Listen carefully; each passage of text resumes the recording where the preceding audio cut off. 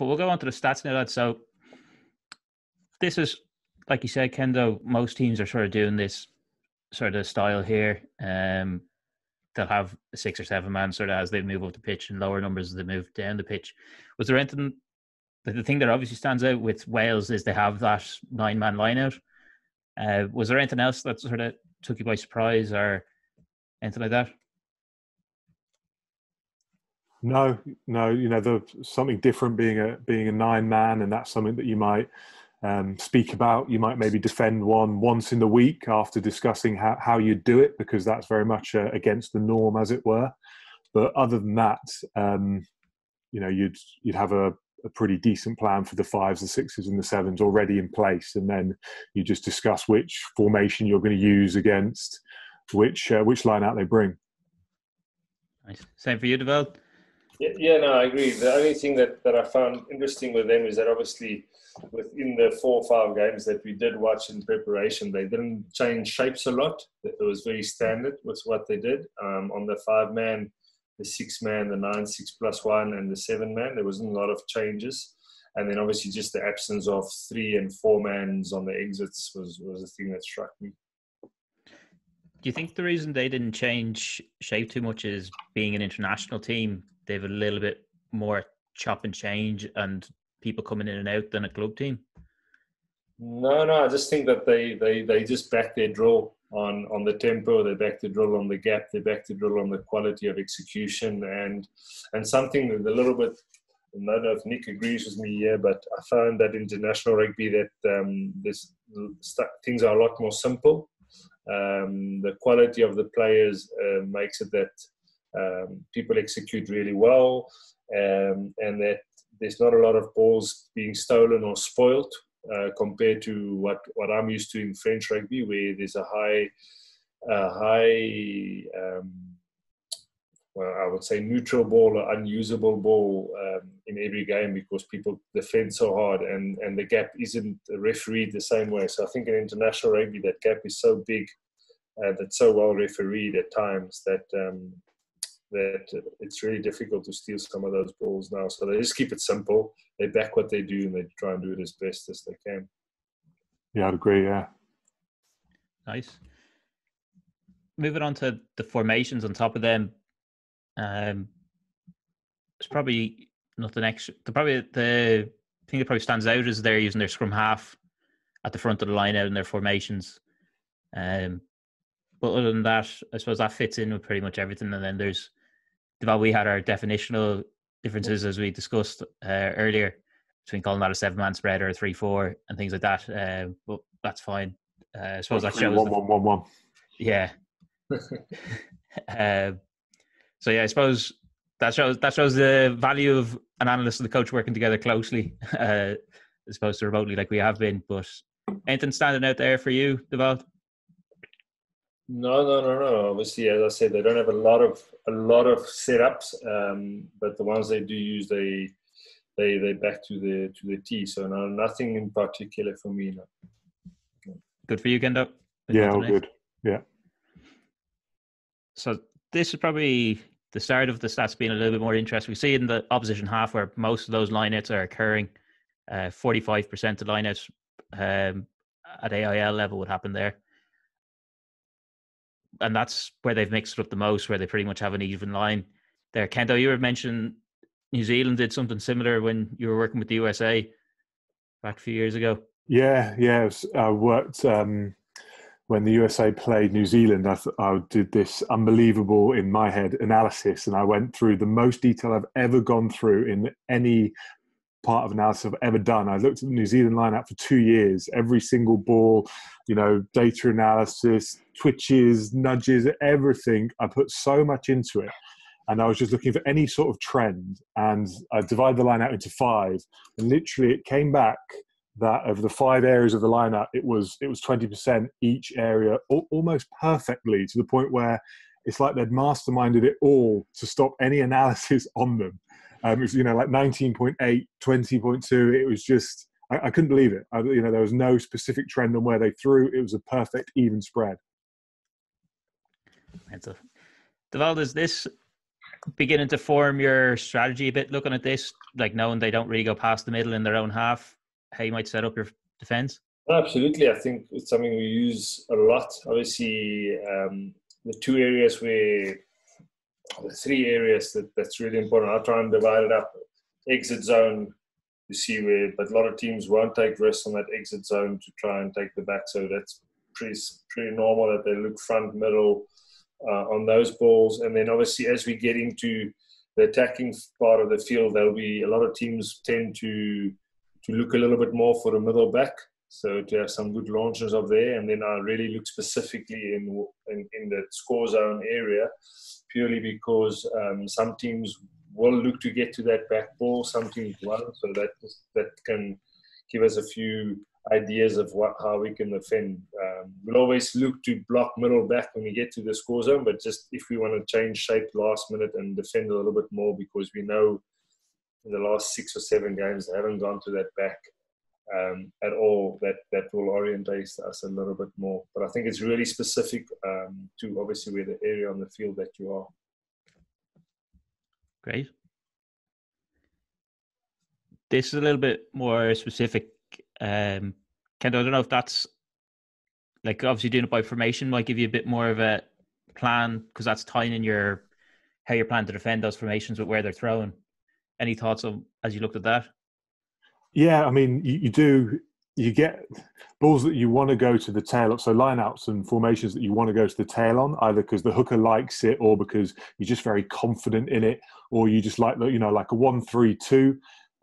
You can run lots of different movements to get into that sort of middle to back area, and it's a good ball to drive off, or you can play all sorts off that zone. So, and then the 3-2 where they like going to the front middle around there. So that would, these sort of stats and graphs would back up my previous analysis on what I'd done. And then it's great to see these sort of things just to confirm your own, sometimes your gut feel on what they're doing, what you think they're trying to do. Yeah. Deval, have you ever had a good feel and then seen stats and then gone, oh, I might have a second look at that then? Yeah, I'm pretty sure that's happened, in the sense of I use this a lot. I present it a little bit differently, but certain lineups anyway, Nick will know this, in a 1-3-1, just or 3-3 or whatever, they just give themselves to certain zones where they will naturally, because of the shape and where the space is on those setups, they will naturally have more balls taken in those areas. But certain teams just use certain lineups to get to certain places. I used to play against a coach here in France that he would front load a lot, but he will always end in the back.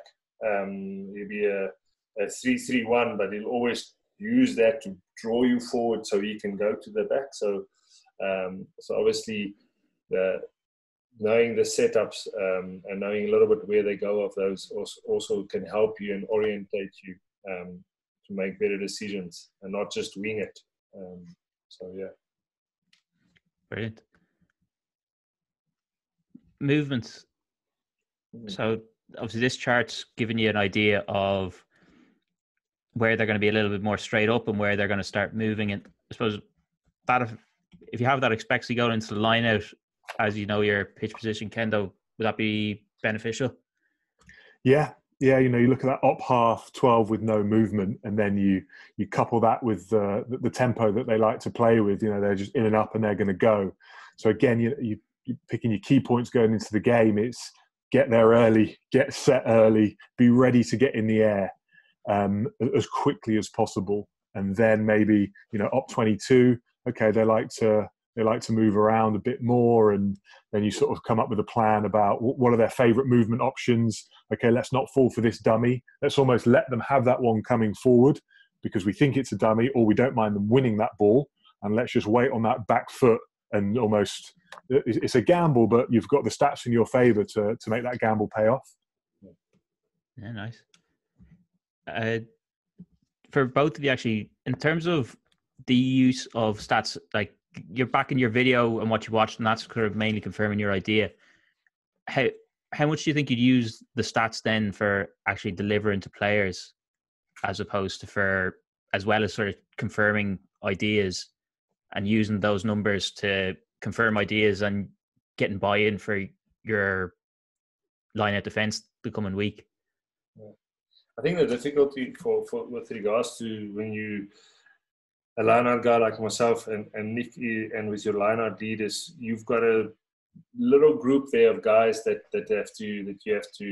run the show, but you have to get buy-in from everybody else. So sometimes you as a coach and your line-out leader spend a lot of time watching, analyzing a lot of these images, and when you've got a bit of time not a lot of time to present to the rest of the group to get their buy-in in the plan, you can't show them all the images that you saw. So you have to be very selective on the images that you show them.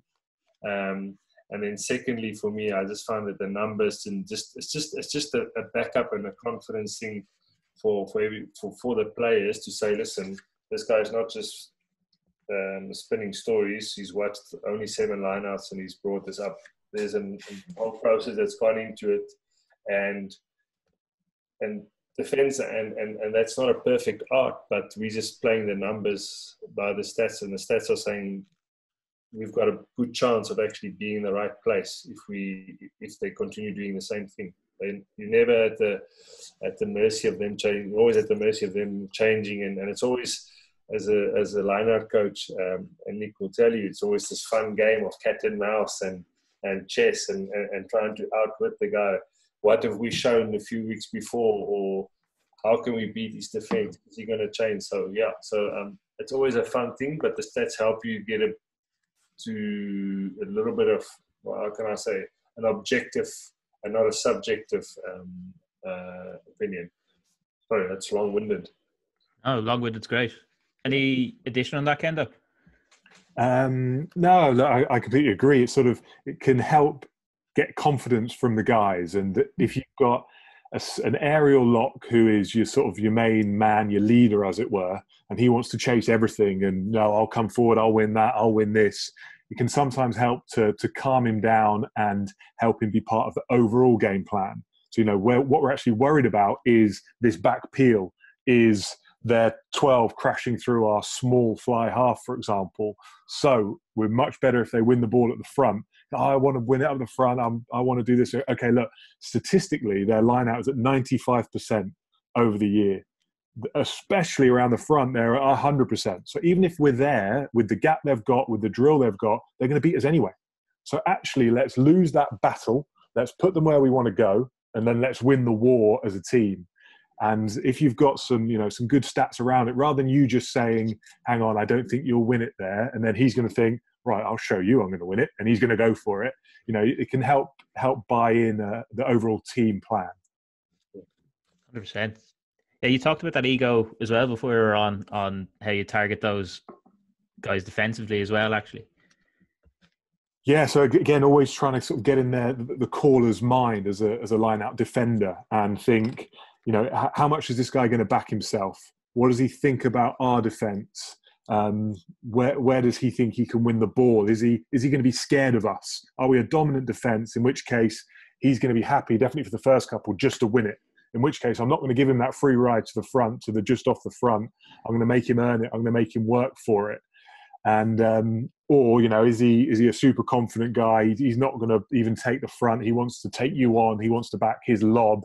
He wants to use his aerial back row coming forward, and that's from your previous work on watching him as a character and what he likes to do. And then you can set traps for him as well, and you think, where does he want to go? Okay, we'll make him think this is on, and then we're going to close that space. We'll show him a space. We'll close the space. And then in our communication to him and around him as well is the example I gave you, on a 1-3-1, you've got Paul O'Connell walking in the middle. He can beat you on a lob. He can beat you straight up. So you try and talk him out of an option. You try and say, almost you set up just on the back foot. I've got his lob. Meanwhile, you set up on the back foot, but all your weight is forward, and you're never going to go backwards. You're going to back him to try and take you on or beat you forwards. So you try and talk him out of an option. Look, he's a terrible example because he'd beat me on a lob either way. But it's those sort of things, and using your team's language as much as possible to try and upset the decision making of a caller. Nice. Movement by throw area. That'd be fairly standard, wouldn't it? Yeah, I just find that sometimes, especially I'm talking in France, there's a lot of movements to get to that back ball, to manipulate that back ball. So international level, what they maybe a little bit less movements, but getting to certain zones, once again, they've got good draw. They do that well. And if we look at the whole World Cup, South Africa, England, it wasn't amazing stuff with regards to movements and innovation, but they just did the draw really well, most of the team. So, but in French rugby, I just say to get to that back and back middle, there'd be a little bit more movement to manipulate the space. Hey, Kenda, would you think like there's 50% movement there to move to the front and the middle? Do you reckon that's a bailout that's causing that, particularly the two movements? To move to the front and the middle, yeah, but possibly. From the stuff I saw of Wales, I didn't see too many bailouts because they're coming so quick. It didn't look like Alan Wynne-Jones when he was the caller. He was getting there and then changing the call on the hoof. I think he was getting there and they were backing Tipuric at the front or him in the middle, or Tipuric sort of roaming around a little bit. So I didn't get that impression of their line out. But without listening to the sound and without going into serious detail. The only game I had the feeling that they were calling a little bit more in the line, and it was against Australia with those two block policy of Australia getting in the air. That's the only game I actually felt that they were calling. Especially there was two occasions where they called that back ball. They were walking in. So that's the only one, and I think for Brian, that front middle ball is that a lot of teams will set up now, give you block middle back. So all they do is they stop that middle pod and then just come a little bit back in front of them. We saw one or two occasions where they would dummy to the back and then come back forward just to get slightly in front of that middle pod. So that could be one of the reasons within these games that they did do a little bit more to get that front ball, middle front. The movement by player? That's not something I would look at too much. Kendo? No, I wouldn't look at it too much. More zones and movement than individual player and movement. Yeah. Right. Hooker, Elliot D hasn't thrown past the middle. Would you have a separate policy ever for a hooker coming off the bench? Yeah, definitely. If you've got a back row convert who's not that confident in his throws, or some hookers have got one throw and just throw at different levels of hardness type of thing and don't have the shape, so that can definitely affect your defensive formations. Yeah. I agree. Brilliant. I won't ask you to pick on a hooker that you've done that with, but it's interesting. David Pace, he used to have one throw. He throws to the tail, you go up at the front, you can steal it if you get up quick, because he just throws it either soft, medium, or hard.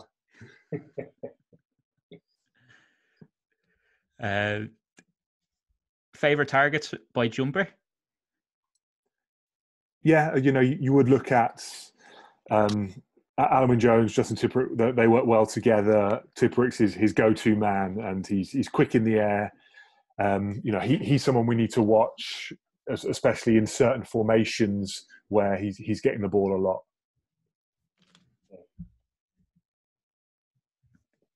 Jumper by location? Be more interested by formation? Yeah. Do you want to talk about that one then, Deval? No, I think it's pretty self-explanatory. Yeah, I think once again, when you've got that relationship and you've got those guys that are your renowned jumpers in certain areas and the importance of certain balls, you always want to get be getting those guys in the air, obviously, and especially at a World Cup here where people have done a lot of preparation and stuff like that. I think it's important to have your go-to guys and make sure. I mean, this team that they've got, they are all recent jumpers. But I think if you want an important lineup, if you have a choice between Moriarty and Chiperick, I think you want to be getting Chiperick in the air. And I think that's what Wales did, because a few of the times they actually moved Chiperick around in the lineouts. Some games he was jumping in the front, some games he was jumping at the back with Allen. So they used him around a lot on maybe zones that they wanted to target. I felt, yeah. And so in terms of how they set up, that's sort of what we're looking at there, and that's sort of what you might get as a stat. And it is where we had those definition differences. So we have that pod at the front, and then the value you were saying that you might call that a 1-1-2, a 3-1-1-2 for the 7-man. Yeah, we have that. So initially when I had a look, I thought the 7-mans, you could see quite a distinct pod in the front, and then two guys at the back, and then just Chiperick there in blue, and what's the big guy's name? Ball? Yeah. Ball stepping in last minute, and so that gave me the idea that would be more 3-1-1-2 in my coding system. Yeah. And then the 9-6+1 would be a 1-3-2, and then just on the 5-man I would obviously you've got the two props that are quite condensed off the line, so you've got a condensed setup, but I would call that more 5-man spread than a clear 3-2. I don't know what you think, Nick. Yeah, I think sort of depends where you pause the video sometimes, doesn't it? But yeah, interesting that they've brought their loose head off the line there, whereas normally on a 3-2, the 2 would be right at the tail. Yeah. Yeah, I don't know what you guys thought about some of those 7-mans, like the value you were mentioning, Chiperick was in different spots. Sometimes they had the prop as the backlifter of that 3. Yeah. Obviously, that limits their sort of front middle option as a straight up. But what advantage are Wales getting when they do that? Well, I obviously just look at the lineups, but I mean, I think some of the general play, maybe that could get them to get those loose forwards in positions to those first rucks, maybe a bit quicker for the cleans, maybe for the maul setups on certain ones. But yeah, it also sprung out for me on the twice that they did the 7-man. They had the props there, and then obviously also on the setup here on your 3-4, that's the 3 and the 1 that's actually lifting in the front, and they've always got like this on the 6 and 7s. They've got the loose forwards as the last lifter. So sometimes we're not in the minds of Gatland at this stage, so it'll be interesting to know why they do that. Yeah, any thoughts there, Kendo, on who's where and how that impacts inside the formations? Yeah, I mean, on the 7-man, you can bookend the props or go prop jumper prop like that, and yeah, it is sometimes so you can get the 7 off the tail and clean that first ruck quickly and effectively. Or sometimes when you've got a jumper as the last man in the tail, you're going to do a movement option where he's then going to end up going back to jump as well. Some coaches will set it up like that as well. Sometimes if you're going to maul, if you're going to maul off the front, maybe you want your best maulers, in which case you want double prop there they'd have the best sort of scrum formation. They'd be the heaviest guys. So there's all sorts of reasons why they could do that. Okay, yeah. So taking away a jump option, but giving themselves more speed at the back and more options there, and then giving themselves that front option as a better mauling option. Yeah. And then as the outside, a better option for hitting rucks, then so you probably play wider off that first play without losing backs. Yeah. So after doing that sort of data analysis, and then you're on your second run now, or your video analysis, is there anything? Is your focus narrowed then in terms of what you're looking for next?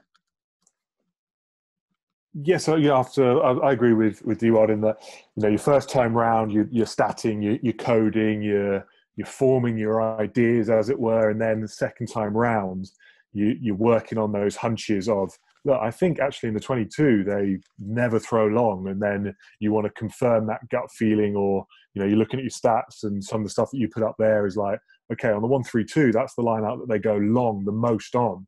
Right, what are the options that they're using to go long with? Right, how could we mark that? Okay, what about have other oppositions marked it with just a simple 2-pod middle and back? What have they done then? Do they constantly take the front, or do they still want to try and beat us between our pods? In which case, brilliant. Let's keep with that. And you look how other teams have marked up against them, and you keep just jotting down your ideas of trends that you might see, and then ideas on that game of chess on where you think they're going to go against you. Same for you, Deval? Yeah, exactly.